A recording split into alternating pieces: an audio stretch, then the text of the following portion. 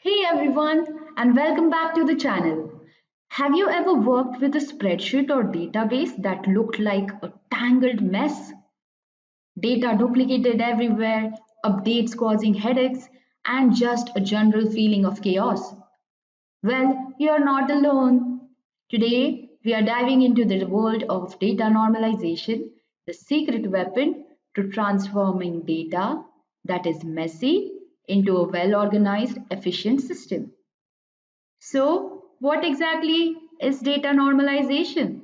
Simply put, it's the process of organizing data in a database to reduce redundancy and improve data integrity. We do this by dividing large tables into smaller related tables by defining relationships between them. Its purpose is to remove data anomalies and make database more logical. Why is data normalization important? Here are a few key benefits. It reduces redundancy. No more storing the same data multiple times, saving space, improved data integrity. It ensures data is accurate and consistent across the database. Easier updates. Modifying data becomes simpler and less prone to errors. Faster queries. Optimized data structure leads to quicker data retrieval. Prevents anomaly problems such as update, insert, and delete anomalies. It's crucial to understand the problems that normalization aims to solve. That is, data anomalies.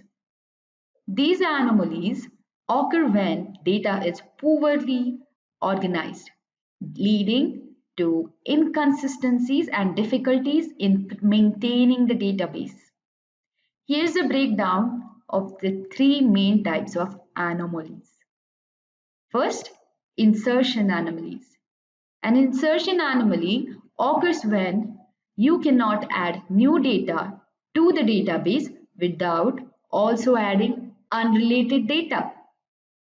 Second, updation anomalies. An updation anomaly happens when you need to change a piece of data in multiple places within the database, but you fail to update all instances. This results in inconsistent data. Deletion anomaly. A deletion anomaly occurs when deleting one piece of data unintentionally removes other unrelated data. This results in loss of valuable information.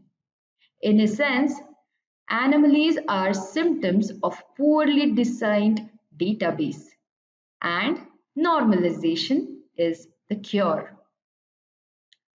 Let's look at one example. Imagine a company that organizes training sessions. They store training information in a single database.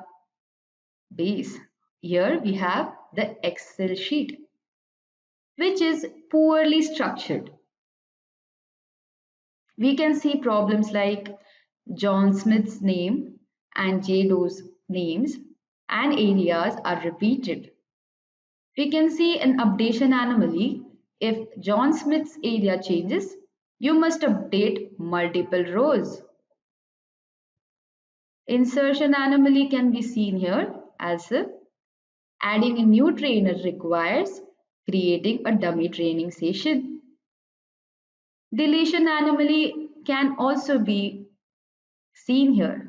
Deleting a training session removes trainer information. Let's see how to tackle this situation. We have three normalization techniques which are widely used. First technique we can say is first normalization form, that is 1NF. The rule here is each column must contain atomic values and there should be no repeating groups. In this simple example, the data is already in 1NF. The primary change that was needed was to make sure that each row contained only one participant. Since we had no multiple participants here, we are already in 1NF. The main issue here is partial dependencies. You can see training ID serves as a part of primary key in this sheet. When we look at the whole database, trainer name and trainer area depend only on training ID. If you know the training ID, you know the trainer name and trainer area. Participant name is also a part of composite key because the combination of training ID and participant name makes each row unique. Participant contact is dependent only on the participant name. This is partial dependency because trainer name and trainer area are not dependent on the combination of training ID and participant name. They only depend on training ID. So the solution is to achieve second normal form. We need to remove these partial dependencies by creating two tables. Let's see what is second normal form. The rule here is the data must be in 1NF and eliminate partial dependencies. Non-key attributes must depend on the entire primary key. We create a new sheet to store information about training sessions themselves.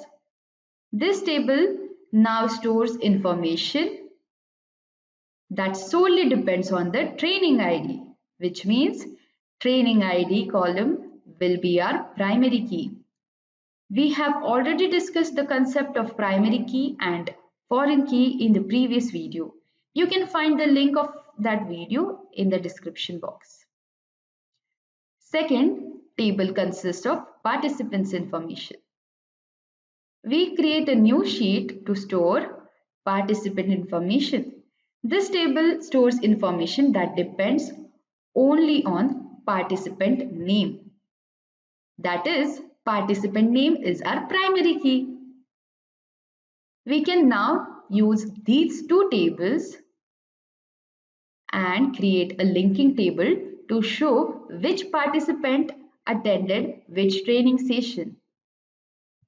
This table refers a relationship between training sessions and participants tables using the concept of foreign key. Each row indicates that a particular participant attended a specific training session. We have now established the following tables from our 2NF example. First is training sessions, then second participants, and third training attendance. Now let's have a look at the concept of 3NF, that is third normal form. The rule here is the data must be in 2NF and eliminate transitive dependencies. No key attributes must depend only on the primary key. In this specific example, the tables created in 2NF are already in 3NF. However, I can give an example of a time when we would need to create a new table. Example, if the trainer area was able to be grouped into large categories such as IT and creative, then we would need to create a new table. So this is a major problem, which is transitive dependency. A transitive dependency occurs when a non-key attribute depends on another non-key attribute rather than directly on primary key. To eliminate this transitive dependency, we'll create a new table, area categories, where the categories solely depend on the trainer area, which means for this table, trainer area is our primary key. Remove the area category column from the training sessions table and make trainer area as a foreign key referencing to the area categories table. The area categories table stores the relationship between trainer area and area category. This eliminates the redundancy of storing area category in training sessions table. Now let's have a look at our modified training sessions table. The trainer area column is now a foreign key, ensuring that only valid trainer area values can be entered, that is, which are present in the area categories table. The removal of the area category column removes transitive dependency. Shall we have a quick summary on data normalization? Data normalization is the process of organizing data in a database to reduce redundancy and improve data integrity. It aims to eliminate anomalies, those are insertion, updation, and deletion, that can arise from poorly structured data. We have three normalization techniques which are widely used. 1NF, that is first normal form. It ensures each column contains atomic values and eliminates repeating groups. Second, we have second normal form, that is 2NF. It requires data to be in 1NF and eliminates partial dependencies, ensuring non-key attributes depend on the entire primary key. Third, we have third normal form, that is 3NF.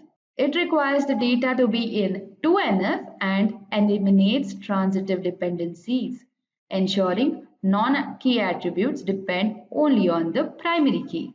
By following these rules, databases become more efficient, consistent, and reliable. So now you know how to conquer those data anomalies with normalization. If you have any questions or want to see more database topics covered, let me know in the comments below.